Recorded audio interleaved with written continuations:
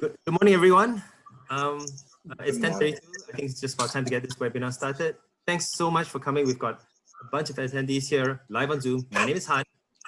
I'm the director and founder of Ringgit Plus, and welcome to Ringgit Plus's first exclusive webinar for SMEs in partnership with Maybank. We've got a great lineup today. The webinar is titled, Managing Today's COVID-19 Crisis with Lessons from Past Financial Crises. So I think, the great George Sennett always said, like, if we don't learn from history, we're doomed to repeat it. So, before we start, maybe a quick shout out to Maybank, our partners for this webinar. Thanks so much. They've done two things. One is been very gracious to give us a lot of support in terms of the content, as well as provide with us Mr. Jason Wong, MD of Maybank Business Banking. Thanks for joining us. Thank you. So shout out to our partners. We've got a great lineup today, but I'll just quickly introduce them before I pass it to themselves, to each of them. Three captains of industry across industries. We've got Encik Zamir from GM Peladang Sdn Bhd in the agriculture industry. We've got Encik Wan Shairi from WSF Tours, Travel and Tours Sdn Bhd, obviously in the travel and tourism industry. And we've got obviously CC Puan, formerly of Green Packet, currently with Keeper Pay, needs no introduction, but we'll give it to him anyway. Maybe before we get started, we will do a quick introduction. Before I do that though, just want to let everyone know in this webinar, we will be trying to be a bit engaging. So there will be polls we'll be shooting out there to all attendees on Zoom. Please do participate in the polls. We'd love to know more about you, about your business, and how we can make this webinar more engaging and help answer whatever questions you have and whatever you're feedbacking to us based on the polls. Without much further ado, maybe what I'll do is I'll pass to Encik Zamir first to briefly introduce his business, or what it's all about, and before Encik Wan Shairi and then CC Puan. So, Zamir? Yes. Okay, let me first. Okay, first of all, thank you, Mr. Han and Ringgit Plus to invited me, and also hello to all the panelists and their audience, the participants, the attendees who joined this our session. My name is Muhammad Zamir Ghazali. I was situated in Terengganu. My company is GM Peladang Sdn Bhd, which is we are focused in the agriculture industries. But the most of our business focusing in the what we call it cash crop production. We are not in the commodity production like plant, palm oil or the rubber. No. So we are more focused to the cash crop, such as vegetables and the fruits too. So since now we are operated, I think we are started from 2004. We are one of the agriculture company which is accredited by the MOA, Ministry of Agriculture. We have the accreditation, what is called MyGAP, Malaysia Good Agriculture Practice, which means we are the one of the company who obey to the SOP and everything, what we call it Amalan Ladang Baik in Malaysia. Our business too, nowadays we have also around 10 employees, which is taking care of our farm production, marketing, delivery, promotion, and administration. We are diversify our business now, not only in the farm production lines, but also as an agriculture technology provider, contract farming. Too, we have some of farmers who planting under our system. Pendidikan Kemahiran Malaysia, which is provided the training system for the students, and also we are doing some of the agro-tourism. So that is our focus in the business, but mostly we are using the technique what we call it fertigation system. It's the one of the technique in hydroponic system, which is can planting the vegetables and also the fruits too. So that's all for the first beginning. Yeah.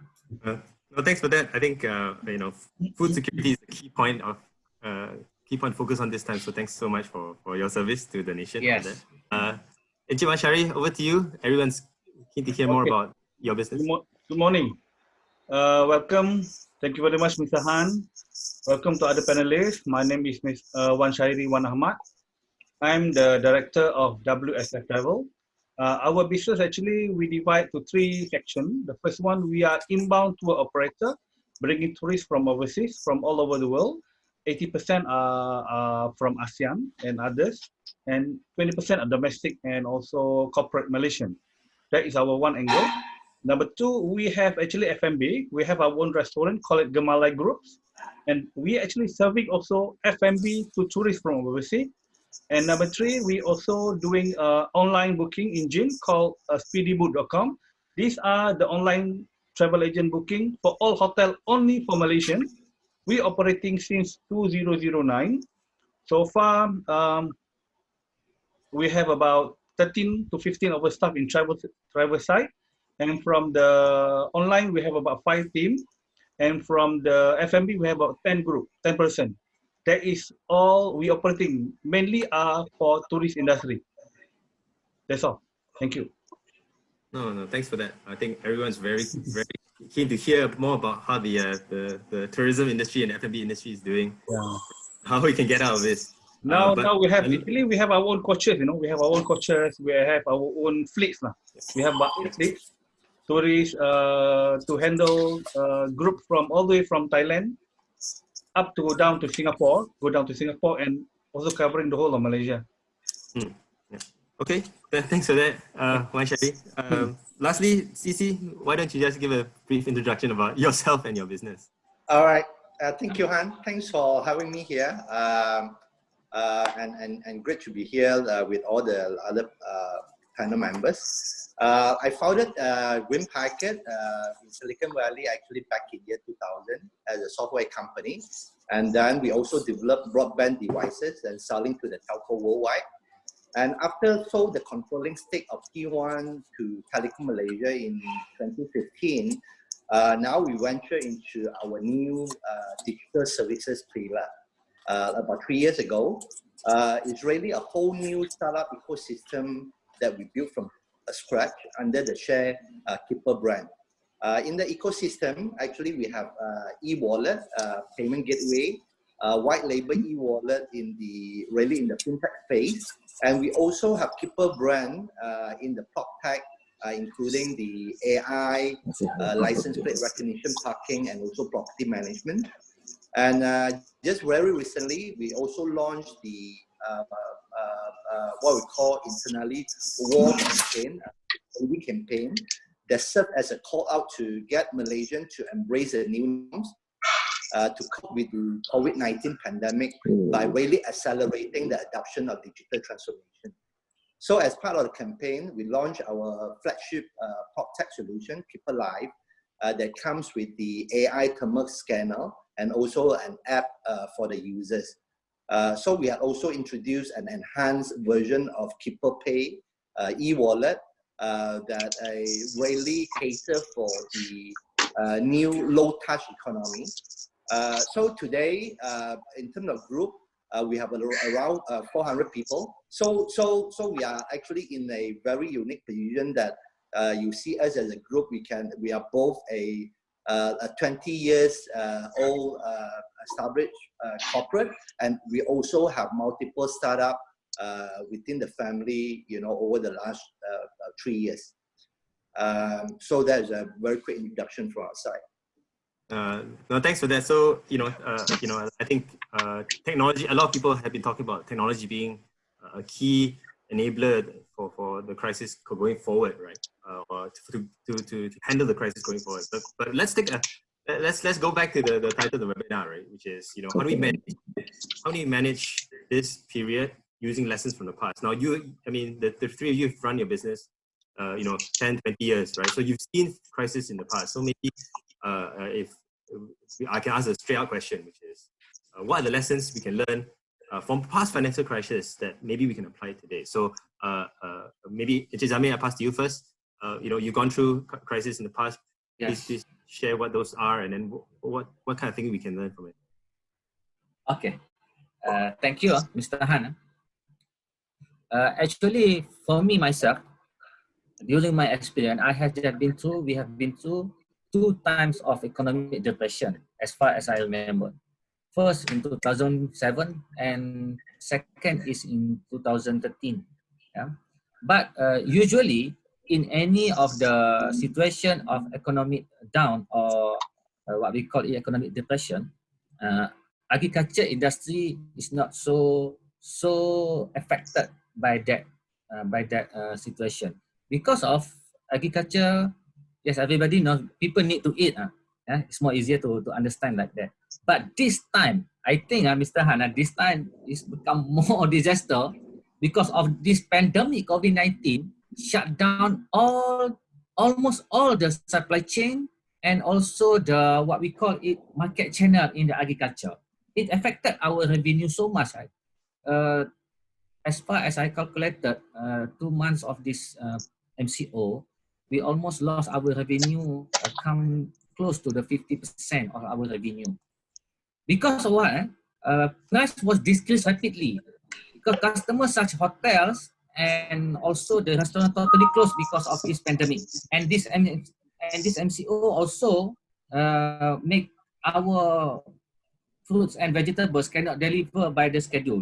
And people know because the perishable is the vegetables and fruit is the perishable item. So what we call from the past experience, we have learned that up and down price is the item or factor that you cannot control. Yeah. So for me and our company, instead of we try to overcome the factor up and down the price, it's over beyond of your limit. So we are not focusing on that item. Yeah. We are more control the factor that you are control. I mean, in our own hand. Because the price for output that we are produce, finally it depends to the customer to decide to buy it. So we are focusing more to the production yield, how to increase the production yield. We are more focused to put some of the new technologies, so then the plant life can be more expectancy. Yeah, like before we are planting the chilies maybe 4 months like that, so we can extend that to the 6 months. That's particular of the item that we are trying to focus. But also then we are trying to lower the input cost production. Yeah? Some of the product that we use, the waste in the agriculture, we put it again, process it again, and use it as the fertilizer to support the plantation again. So this item, what we call it, we improvise it through the technologies, maintain our discipline of SOP, yeah, and upgrading the knowledge. So these of the factor that we control that our own, so that we learn that even though the price go down, the market also become more rigid, but then the production line we still can produce and increase as the usual level. Yeah. So during my experience now, I see that this COVID-19 need you to try to think beyond of the box. You need to find the new ways and also the new technologies. But then the most important point is you need to strengthen your fundamental of business. Maybe some of the business we have 2, 3, or 4 type of business, but the main is the production line. For me in agriculture, we do other agrotourism, selling the technologies, yes. But the production in the farm is the core of the business. That this fundamental you need to keep it strongly. So that's the view we have learned from past. Thanks. Okay, so it sounds good. In summary, I think you mentioned, this crisis is a lot worse than previous. Previously, it was all about price. Yes. The prices of agricultural goods going up and down, and your recommendation was 3 things. Control what you can control.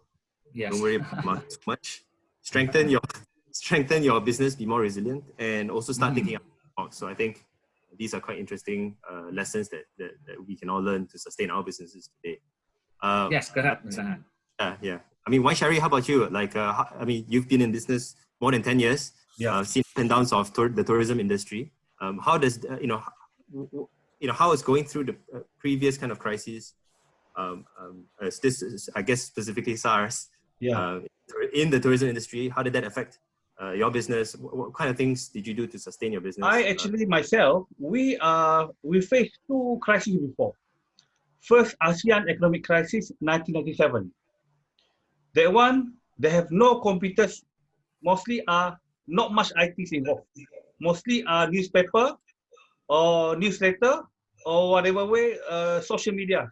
I think Friendster during that time, no Facebook. That's number one. Number two, we have SARS pandemic is starting from November 2002. There is a period of IT time. Not so much, but IT start coming in. We face these two, and we have to move ourselves to two scenarios. Everybody goes on IT.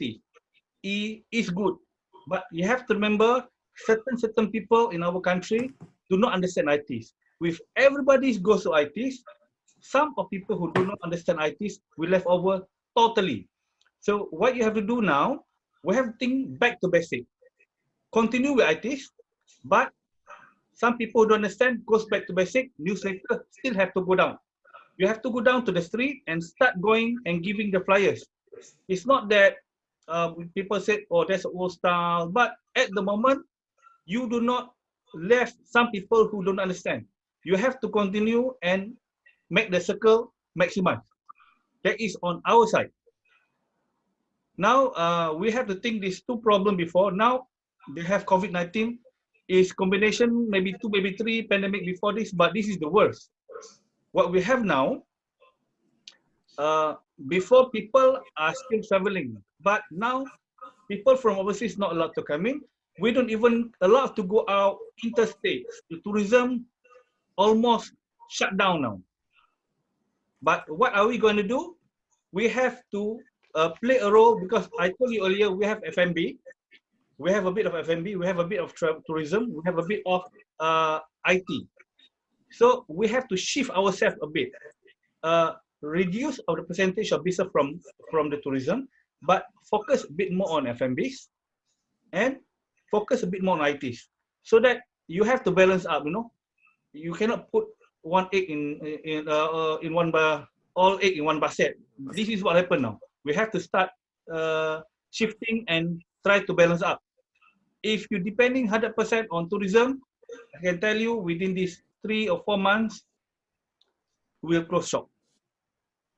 That's Understand. all. So, yeah, so I mean, in your industry, it's very easy to just say tourism. From what I'm hearing from you, it's important to diversify your business across the various parts of tourism, and the ones that can still run. So you mentioned F&B, there is still F&B. There's still F&B, You mentioned digital bookings, there is still digital bookings. Online-based bookings. Diversify your business, even if it's within the same industry, right? Just because people are not coming in, I think, doesn't mean you can't do business. So thanks for that. So that's a cool lesson to learn from the past. Cici, over to you. Many crises in the past you've learned. Yeah, thanks. Yeah, it seems like I'm the senior citizen of the group here, right? So I have been an entrepreneur for almost 30 years now, and I really have been experiencing actually 4 rounds of major crises. 97, 98, the ASEAN financial crisis. Then one was in year 2000, probably because at the time, I was just founded Green Packet in Silicon Valley. That was exactly, the perfect storm on the first year that I founded the company. And then the 2008 US financial crisis, that somehow that also impacted me. And another one was really during my P1 story. I think really the dot-com bubble and also the P1 journey was the bigger challenges perhaps that I gone through. And if you look at the year 2000 dot-com bubble burst, actually brought me home from Silicon Valley for survival. After actually we burned more than $10 million US at the time. But the P1 experience was the most painful, right?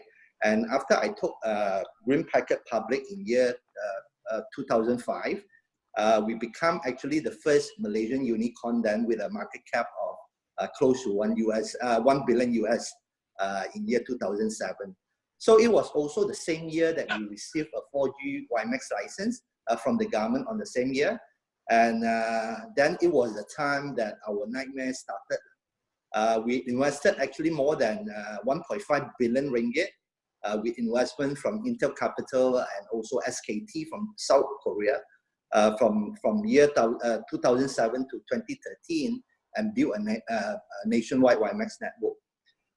We were never an operator before, but that didn't stop us actually made a very big hit actually. We had a very good run at the time. The market was desperately needed for a home broadband alternative to one with StreamMix at the time. So actually we capture 40% of new subscriber add whenever we are fighting with StreamMix at the time. And we were also profitable on an operational basis after 5 years, actually the fastest to reach EBITDA break even. But as luck would have it, right, WiMAX unfortunately have not made as a primary, a main 4G standard. Have no choice. We have to, invest probably another 2 billion again to upgrade it to LTE. But at that time, before we are able to raise the money, it became the faster and the more stable Telekom Malaysia HSBB, and really make the matter worse. At that time, I think the worst experience was we run a business that with a negative cash flow of 13 million every year, right?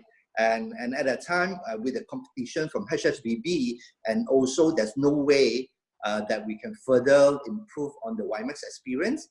We know that we really need to bring another strategic investor into the new business, and for that type of investment, normally it will, I know for sure, easily it will take a year or more to have someone to partner or to support us. Yeah, how to keep the business going when you have a 13 million negative cash flow every month, right? It's just on the site rental, because we were having like more than 2,000 base stations. Just on the site rental itself, actually it cost us more than 6 million a month, right? So wow. I believe at the time, what the lesson learned really, I think all of us being an entrepreneur and leader in the company, I think the crisis leadership, very, very directive and action oriented, is very, very important. Very quick decision making, because at the time I was still on the group side, and actually my CEO Michael was running the business, so I have to support him and really make a quick decision and really communicate to the whole company that actually we face the crisis is really live and that matter, and at the time we really have to do really ruthless prioritization, right? What is most important, and of course during any crisis, survival. That means really cash is king, right? And we have to figure out very, very agile implementation. But I find it's most important is, it's just on P1 alone, we were having about 800 people at the time. Authentic communication, I think, is the key, right? You couldn't hide the challenge, right? So I remember me and Michael, we call, a company town hall, we share with everyone. Yes, we face the competition. WiMAX is not going to make it. We have to fall back on plan B to bring, whether you call Y9 or another strategic investor. But you have to, you couldn't hide the challenge behind, and we have to share the issue. Here, every month we have negative 13 million, what is the way, right? So we literally establish and make the key responsibility to some of the key team member leading initiative first. How do we, is there any chance for us to grow the revenue? Then the second, how can we cut our costs, right? So I'm making I still remember a mission impossible to site acquisition team, I told them every month we need to pay 6 million just on the site rental, right? And we sign on a 10 years lease.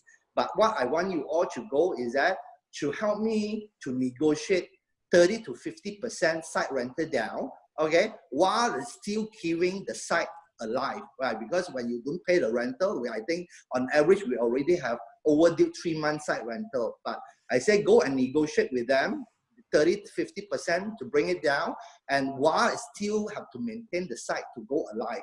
Because whenever you don't pay a rental, you know, the landlord just switch off the power, right?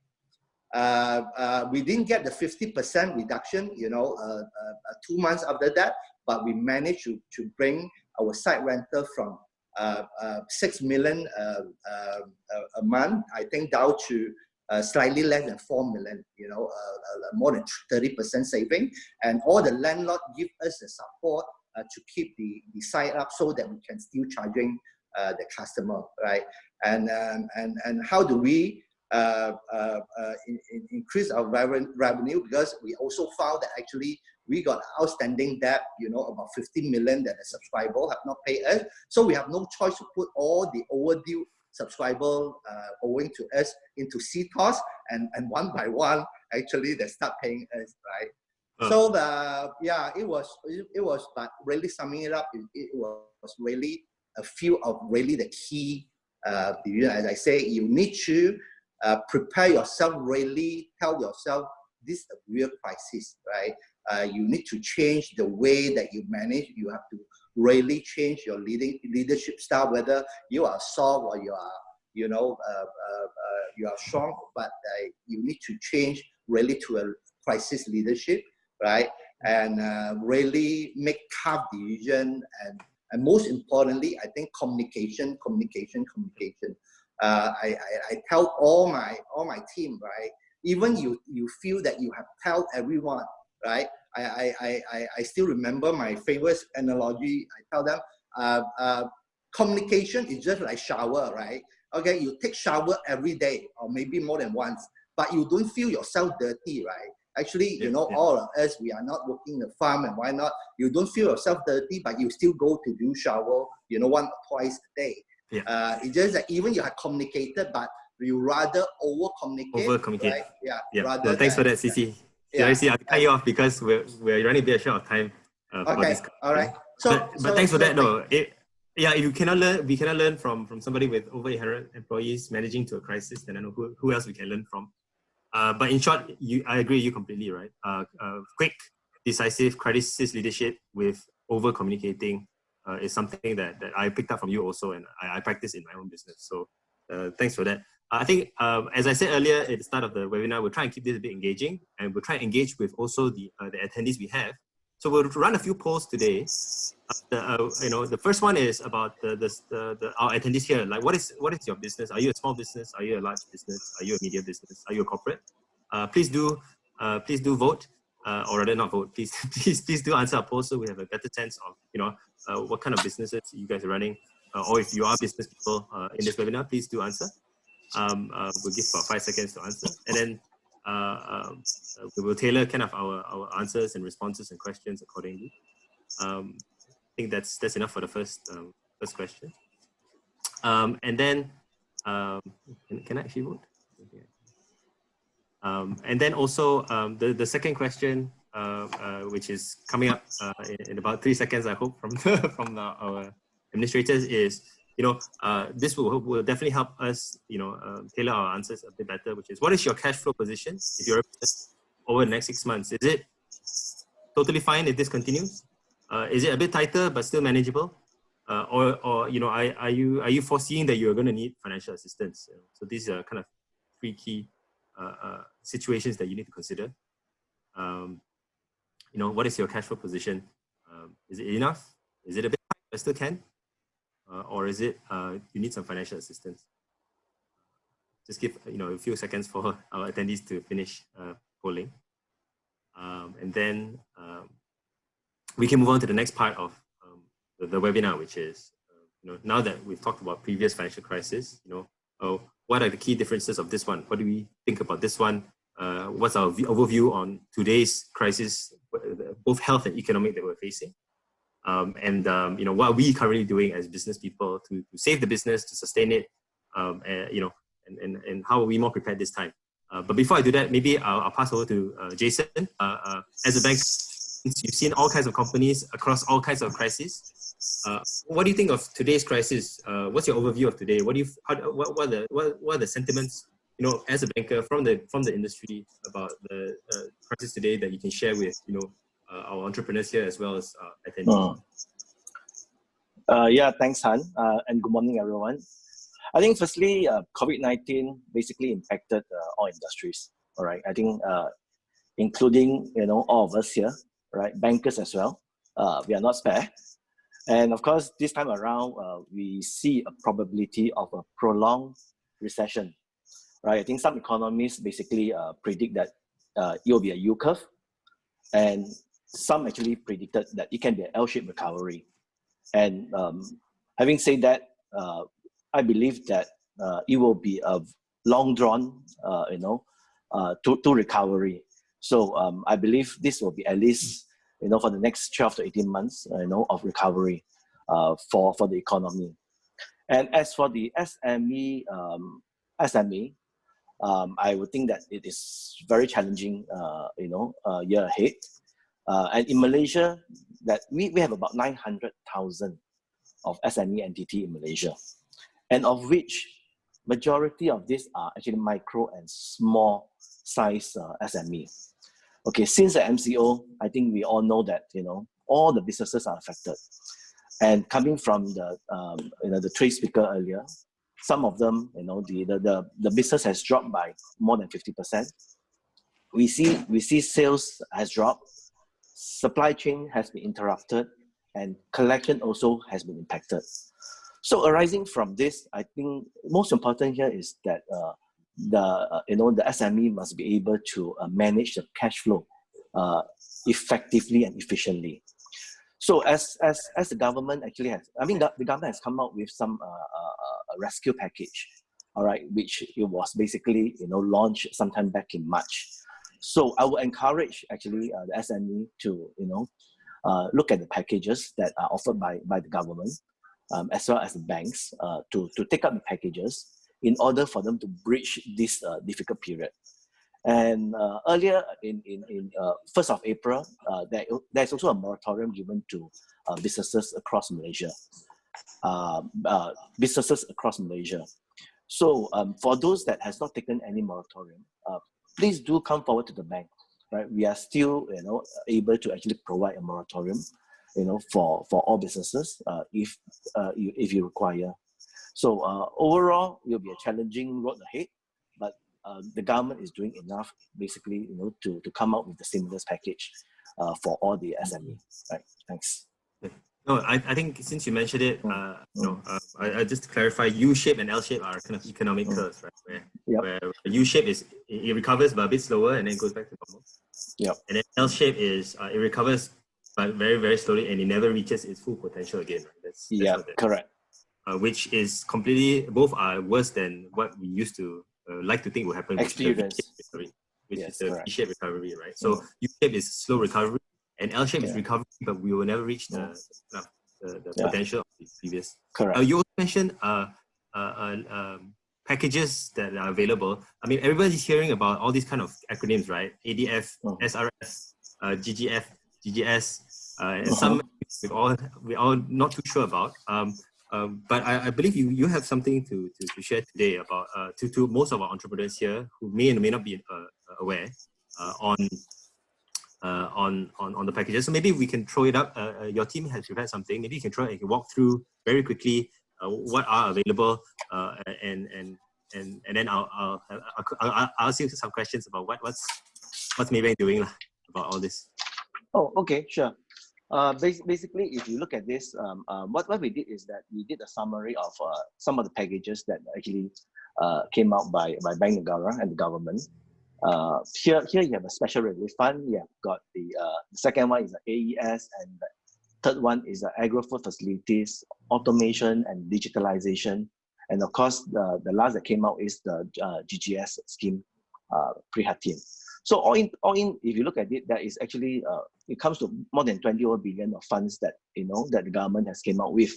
Of course, the first and the very famous one was the SRF, the first one, and the fund was basically fully utilized. The 10 billion was fully utilized in the span of like 2 months. It was fully taken up.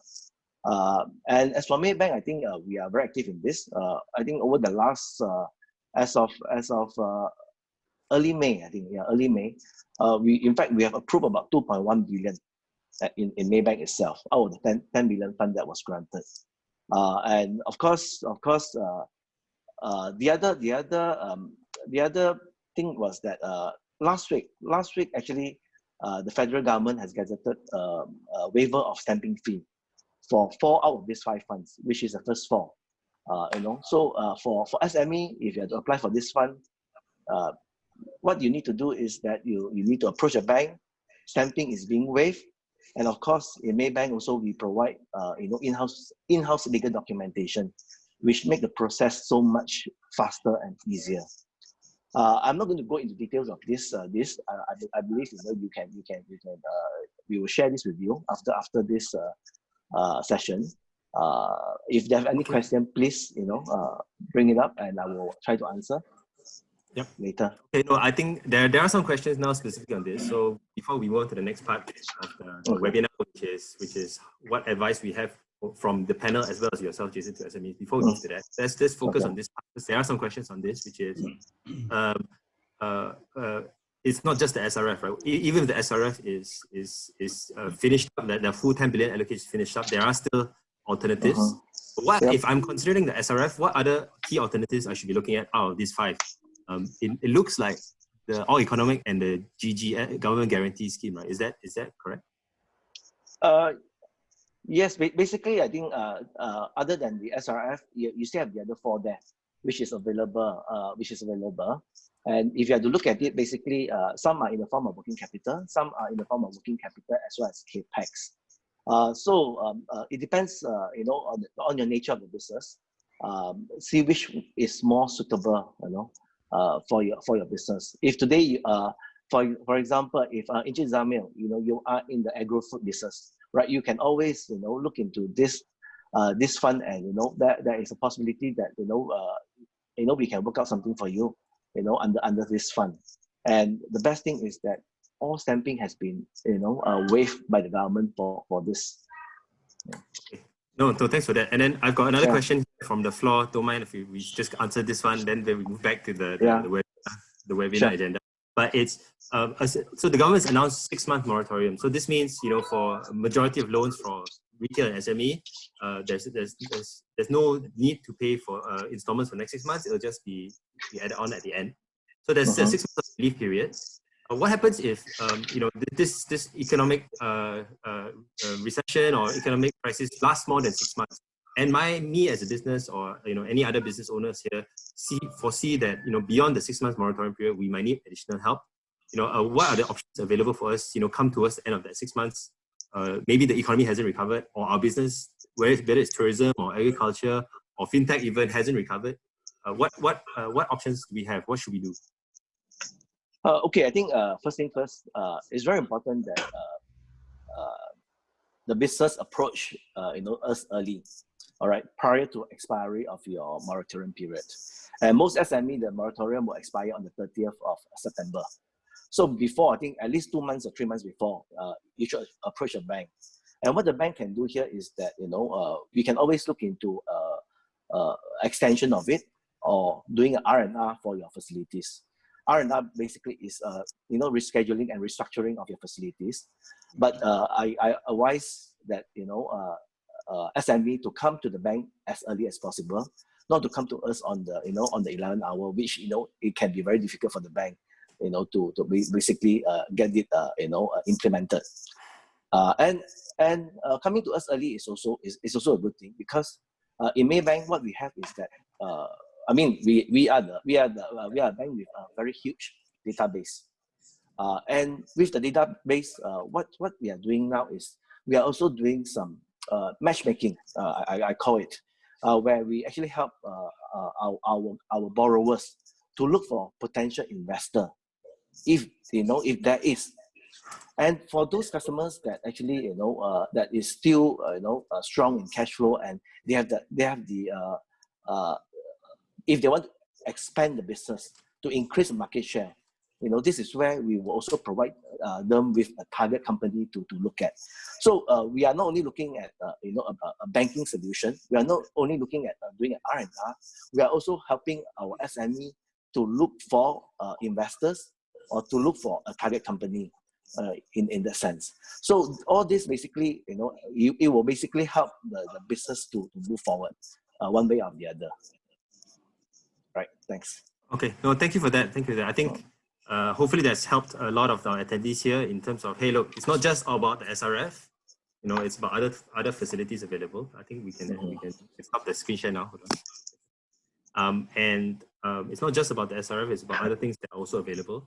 But also the key thing you want to mention is the moratorium is for 6 months. But if you need more than that, banks are willing to consider beyond that. But it's on a case by case. Come to us, talk to us, discuss with us your situation. We're happy to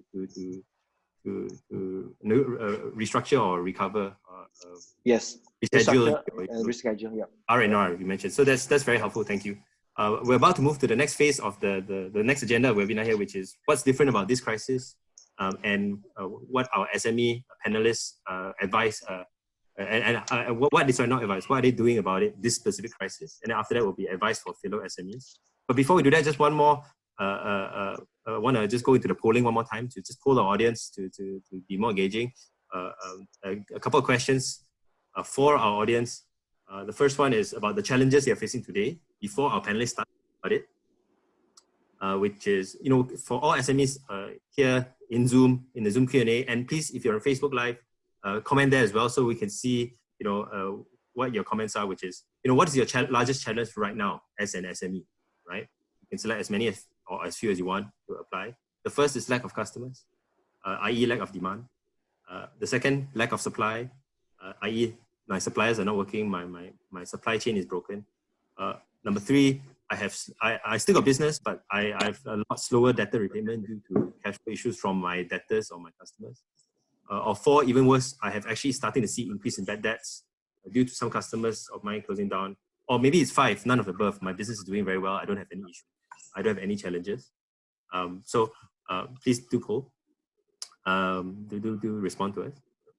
And then the next question is on Zoom. Please, the next poll on Zoom is coming up in a second or two. Give me a second. Pull it up. Next question is, before our panelists start speaking about their advice for us, as small, medium, and large business owners, where do you go to seek advice to support your business? Friends, own network, social media, TV, etc. Search engines. You go to the government or any others. Please do participate in our poll so we can know more about where you're going to seek advice, and we can also talk about it on the side. If you're on Zoom, you can answer the poll right now. If you're on Facebook Live, please comment, and we'll certainly respond. All right, thank you. So yeah, where do you go to seek advice?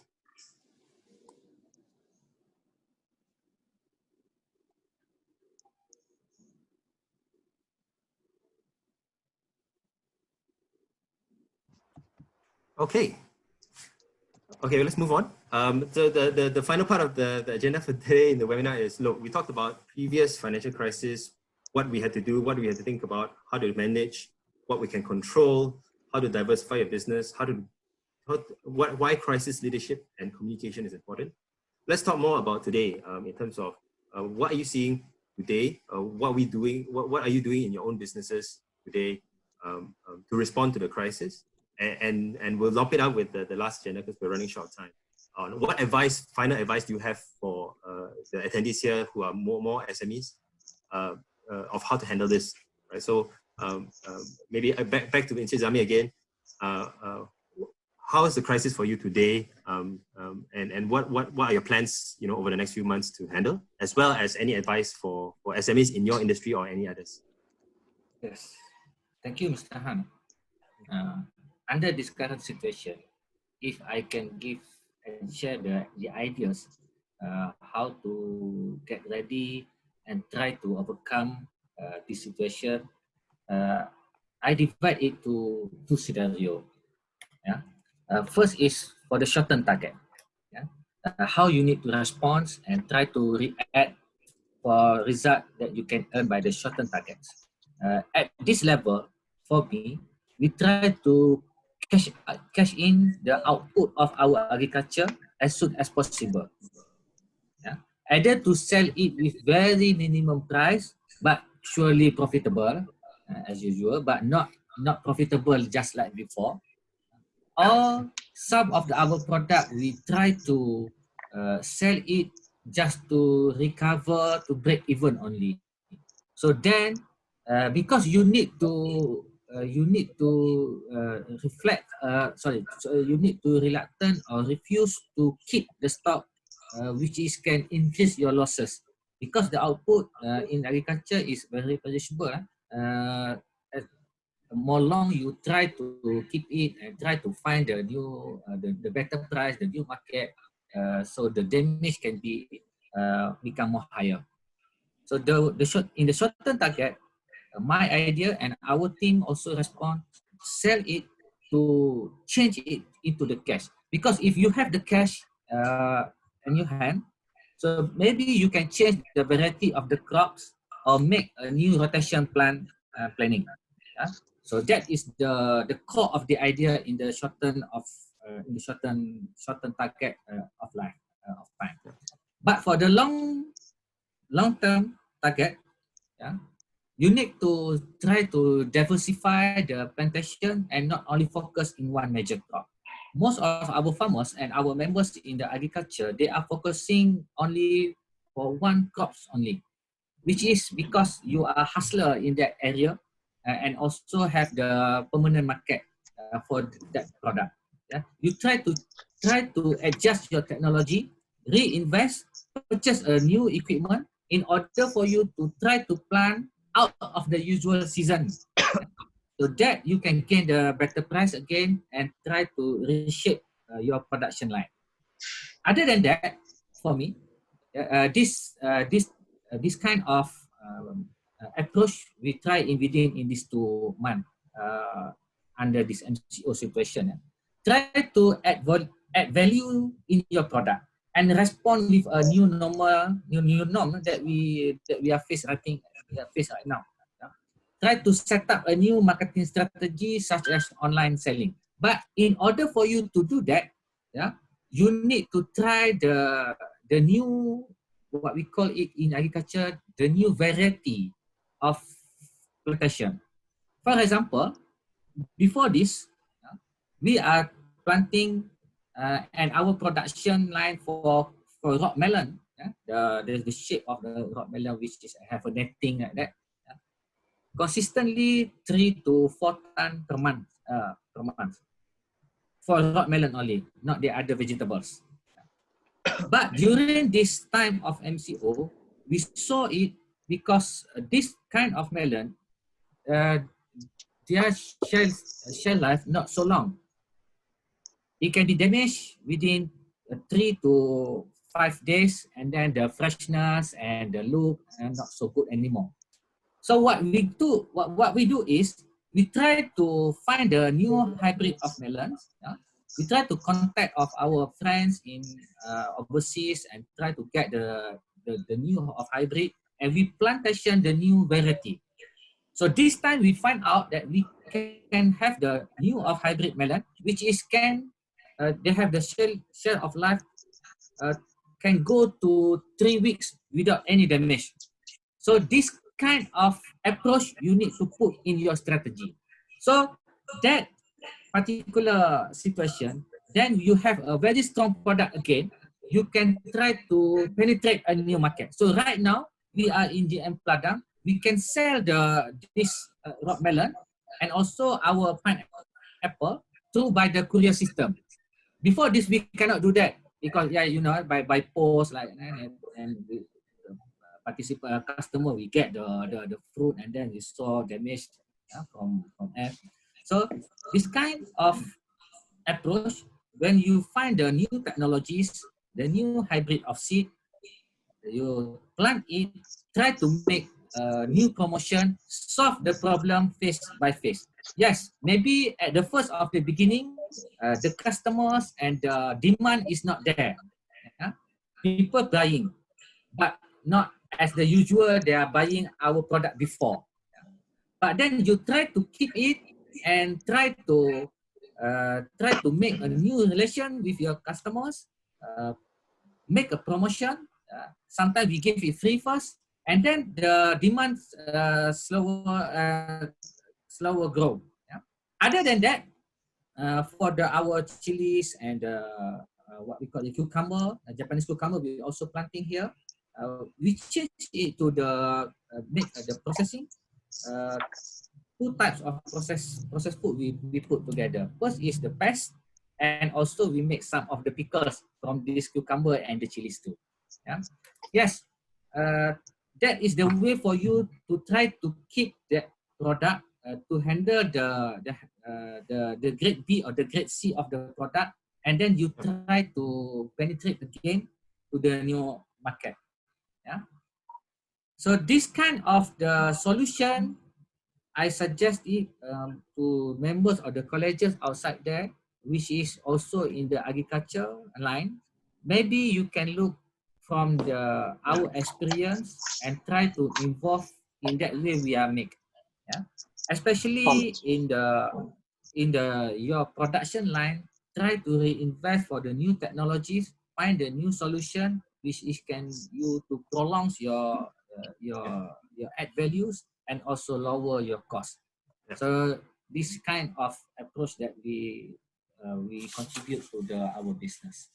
Yeah, no, sounds like great advice for not just the agriculture industry, right? Which is, you know, don't just focus on one crop you mentioned, right? Yeah. Try to work fast and save costs rather than trying to get the best price for a perishable product. Diversify your crop, you mentioned just now already. Yeah. And then use technology. I think a lot of people assume the use of technology is only in certain industries, but I think I agree with you that, you know, technology can be used in all industries, especially Yes, this time. of course.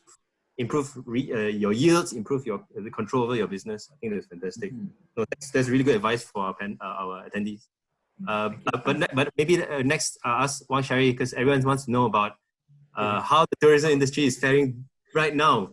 Forget about crisis, right? Right now, COVID-19. There's kind of two things, right? One is, how are you handling it? What are your plans the next few months, as well as, you know, any advice for any of your peers in similar industry, as an SME owner? Okay. Basically, for leisure market, because tourism have leisure and business market. For leisure market is almost there. I have very focused advice to all my friends from the tourism industry. You have to change the concept of traveling. Number one, focus on interest tourism. Research tourism, for example, medical tourism, food tourism, don't only based on leisure market, because now nobody will go simply just go holiday as before. Now you have to focus. If people wanted to go, people are sick, they need to go for medical. You can focus on medical tourism. Interest tourism are the thing to do now. If you just focus on leisure, you cannot survive. Please balance up. Do a bit of medical tourism. Do a bit of corporate tourism. Do a bit of food tourism, or they call it interest tourism. Whoever focus in. Maybe after this, you can have essential tourism, you know. Who knows? Yeah? Because that is the only way to survive. At the moment, if you're focusing on leisure market, you will be suffer. I don't think so you can survive until the end of the year. The flight, international flight is not coming in. The transport is not allowed to travel yet. So the hotel is also, don't know whether they can travel or not, whether they can open or not. At the moment, we are the hardest market to survive now. But it's not only about us, it's about Malaysia now. 2020 is not a making money year, it's about surviving year. Please, this is for all of us. Focus on Malaysia. Forget about other countries. I'm so sorry to say that. It's about all of us to survive. the big one have to help the small one, the middle one. Everybody have to struggle now, but it's all for Malaysia. It's survival here. It's not making money here. So that's only the point for me. No, thanks for that. I think the thing you mentioned about medical tourism is something that a lot of people didn't expect, right? Or don't think about, which is like, tourism is down for sure. But then there are all different parts of tourism that a lot of people don't assume have. And I guess your statement about Malaysia, support Malaysia, I think personally it will happen anyway. Why? Because we can't fly anywhere anyway. We can't go anywhere anyway. So while I think it's also good to have that spirit of supporting the domestic economy. I think it will happen anyway because of the nature of the pandemic, that you can't fly. You can't fly anywhere. As I told earlier, I will support Encik Zamir also. Why not I just bring people to go to Ladang for food tourism, Oh, you are almost welcome. Everybody. Yeah, so exactly, collaboration side like this will create new products which are suited for the current economic situation, right? A Ladang is not a closed place where people can gather. It's an open place. Lots of fresh air, etc. Durian time now. Now it's durian season, right? Yeah. So I guess because the reason why I keep bringing this up, because there is a Q&A for you, Encik Wan Syarif, about how you're diversifying, and I think you also answered it, which is, look, there's all kinds of things. Medical tourism, not just your F&B business. Yeah. But medical tourism, you just mentioned Ladang tourism also can. That's a good idea. That there is ways to diversify even within the most hardest hit business in our economy. I think let's just lastly move to CC. There's a couple of questions for you. Obviously, how are you managing during this crisis? You mentioned crisis leadership in the past. I'm guessing you are undertaking that too today. You also mentioned communication. But how about your business? Which is how has this specific crisis affected your business? Firstly, what are you doing today about it over the next month or two? And also, what advice do you have for people who are looking to diversify? You've had so many diverse business lines in your past. What kind of business should entrepreneur go into at the moment? All right. I take this a few questions together. One thing that, as all of us, the entrepreneur, right, we always tend to stay more positive and have the optimism on us. And if you are looking at crisis, right, in Chinese word, it's exactly two words, right? Crisis in Chinese is called 危机. It's a combination of two words, combination of danger and opportunity, right? Of course, when we are facing this really pandemic, is extremely challenging, but there are also other opportunities that surface. We are just lucky we are in the technology business, but we also make a very, very quick adjustment in terms of looking at in the next 1, 2, 3 months, how will the behavior or the dynamic of our customer and also market change. I totally agree with Encik Wan Syarif just now. If you are in tourism business, your customer change. So how do you adapt, right? So take an example. For us, we just invested actually about 1.5 million just May alone to launch a marketing campaign called We Are Ready. Actually to serve a call out to everyone to equip themselves with the necessary digital tool to face on the new reality. So I think on any businesses that you are, you probably have to figure out, how do you adapt, how to use technology and digitalization so that you are opening up new avenue and channel, right, in terms of your approach to the customer. And just take an example, on both our flagship product, one is really on fintech. Right now, we have a lot more feature, enable people to order on table, pay on table. If you go to any restaurant, right? Even the restaurant, the counter, the owner tend not to, or you as a person tend not to pay the cash and receive cash because you do feel, potentially that might be virus, even on the money, when you exchange. So what are the additional new feature that you can add on your product to suit for the change in the user or customer behavior? And even for a prop tech, you know, we originally we developed a properly platform to help company to manage a workforce management and also visitor management. So we add on an AI thermal scanner so that the workforce management become a thermal scanner that can measure temperature, whereby it's really needed by all businesses today, right? So it's just that the fine tuning and changes to your existing product or business model, especially think about how you can embrace technology, right? I've seen, you know, example that embracing technology not only help you to automate, digitalize and increase productivity, but really opening a total new business avenue that you can never imagine before, right? And answering the question, you know, in terms of what are the viable business that you should get in, I think definitely there's a term right now called low touch economy, and how to enable the low touch economy is really through technology and digitalization. So embrace technology and digital on whatever business you are in is very, very important. Then the second thing, I also agree, like what Encik Zamil say, actually agriculture, right? Food, even the overall the demand might reduce because of the activity. People dining out is less. You eat less at home and so on. But a food business, you know, especially adding that technology component in it and make the productivity increase, selling it online, approaching, you know, a different channel and avenue. So those are some of the new add-on, right, and the modification that you always have to tweak it on your business. Oh no, thank you. I think there's quite a lot there, right? Which is crisis. A lot of people assume crisis is just purely a word, right? But for entrepreneurs, you mentioned crisis is actually not just something dangerous that happens, but also a huge opportunity.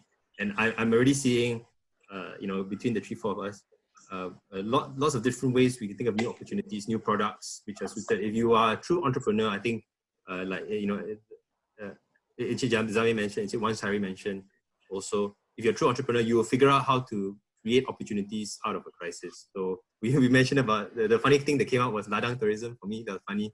But you mentioned low touch economy. I think, you know, this might not be the last health pandemic we face in the next few years, right? If something like this can come so easily. So not only is this one already going to be several months and going to impact the economy of several months, this might not be the last one. So if you don't prepare now and just hope it ends, you are not prepared for the next one. So thanks for that.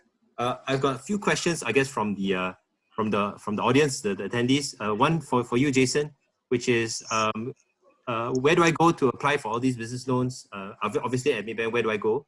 And then second is, look, like there's so much news about when allocations come, they get filled up fast.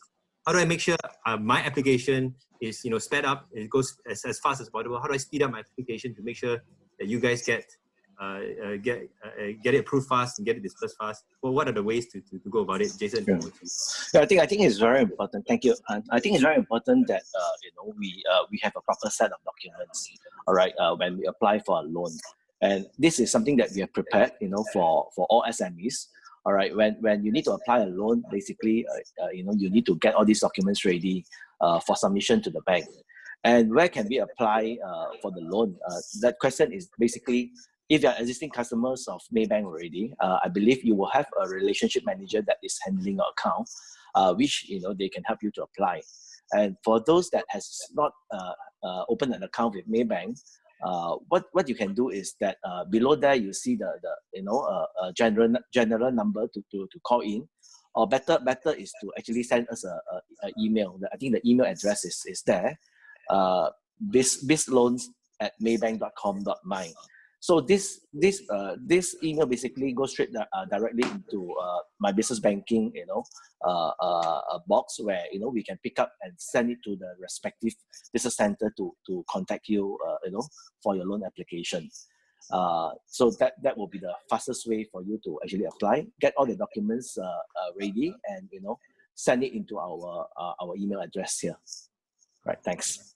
Oh, no, I guess, yeah, it's a couple of things more to ask you, Jason. Okay, yep. During this SRF period, like what was the fastest that you managed to get an application received? Once you received the application, how fast could you actually process it and disperse? Oh yeah, in fact, if you had to look into the SRF, basically, it was launched sometime March this year, and in the short period of 2 months, basically we have put up about 2.1 billion of approval, and on average per application is about 48 hours from the bank, and thereafter we will actually submit to Bank Negara to get the Bank Negara approval. So all in all, I think within a week or so, we can issue the letter of offer to our borrowers, right? And the other thing is that we already started releasing a lot of the SRF loan. What make it possible during the MCO is because we have our in-house loan documentation. So as you know, during the MCO, a lot of law firms are closed, right? So we are not able to get them to basically do the documentation. We have our own in-house, so from approval to documentation to releases, these are all being managed within the bank. Yes, for as far as the approval from the bank, I think 48 hours we can get it done.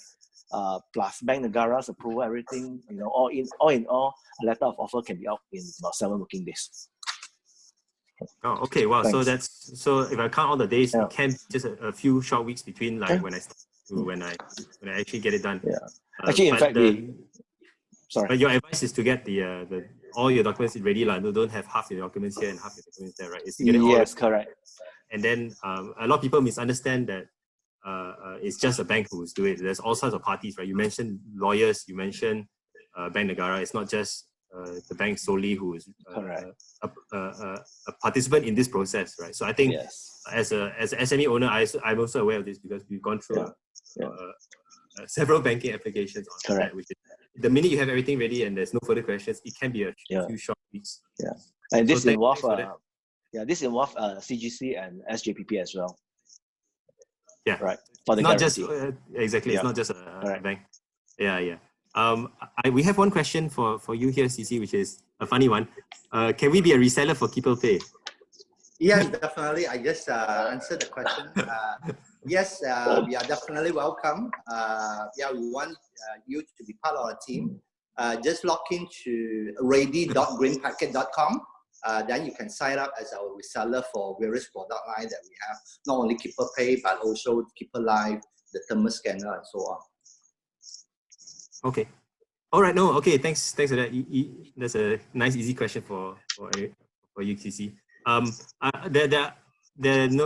Thanks for all your questions that you sent. I don't think that we've pretty much answered all the questions. And thanks you so much for Facebook Live audience for sending in your Facebook comments. We are collecting them and using them as part of the webinar content. Thanks so much. Maybe before we end the webinar, I'll have one more request, which is to run one final poll, which is what does our attendees here think of the webinar? Please do rate. You can rate excellent, very good, good, fair, or poor. How do you find this webinar? How can we improve? Send us an email. Send me an email, han.liu@ringgitplus.com, and we can maybe use this to invite our panelists again, or invite new panelists, or change the topic, whatever topics you want to cover. We can do it going forward. But before we end the webinar, maybe I want to get one final sentence of kind of advice, or you can give a bit of encouragement to our SME owners here on the webinar from each of you. We'll start with Wan Zami first. Zami first before Wan Sherry, and then CC, and then I'll hand over Jason for the final word before I close up. One word of sentence of encouragement, Zami. Okay. For all our colleges outside there, especially in existing agriculture, first of all, make sure you are not alone in this situation. And try to contact with the agencies of government like Pharma, Federal Agriculture Marketing, so that because of many of the scheme and the facilities, especially in the logistic terms, are provided by the government agencies, so they can help you a lot. So that is one more thing.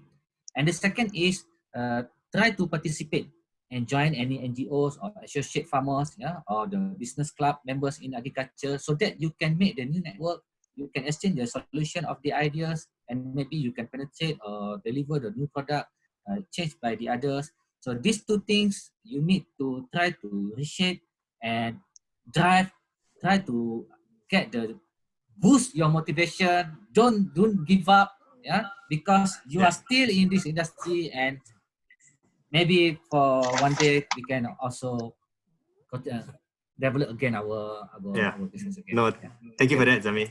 Wan Shairi, just one sentence of encouragement, advice, or support. Stay alive. Stay alive, survive. Stay alive. That's all you need. And stay united. You know, as I saw, as like Mr. Zami said, we are in a very difficult situation now. But you have to remember that a lot more people having more difficult than us out there. So stay united, stay strong, do as much as possible for Malaysian, and pray for the best, so that we are all will be surviving and facing 2020 and start all over again 2021. That's all. Yep. Thanks. Cici? Yes, this pain, Just this one sentence, challenge, right? Pain, this challenge will only make you stronger to do bigger things. No, thanks to that. Jason, any words? Yeah, actually, I mean, learning from the three speakers today, I think we must be nimble, agile, and must be able to adopt to the new norm. I think we need to learn how to change our business model to adapt, to this new norm. So I think I've learned a lot, from the three speakers today as well. Thank you very much. We are all in one, and we will survive. Yeah. No, thanks for that. It's been a really fun discussion with all of you. We learned so many things, right? Communicate during this time, crisis in leadership, diversify your business, whether it's tourism or all the way to agriculture. Be resilient, survive this year. Get your, banks are out there. They have products to help us. Let's get ourselves in order so that we can use them properly. They are here to help us, but we've got to use them properly. Right? So many things we learned today.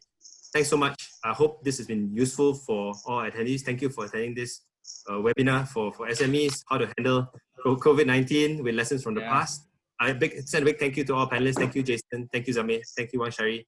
Thanks. Thank you. Thank you. Thanks everyone here on Zoom for following us, as well as on Facebook Live. See you next time. Thank you very much. Thank you. Thank you. Class. Thank you, Han. Thank you, everyone. Thanks, guys. Thank you, everyone.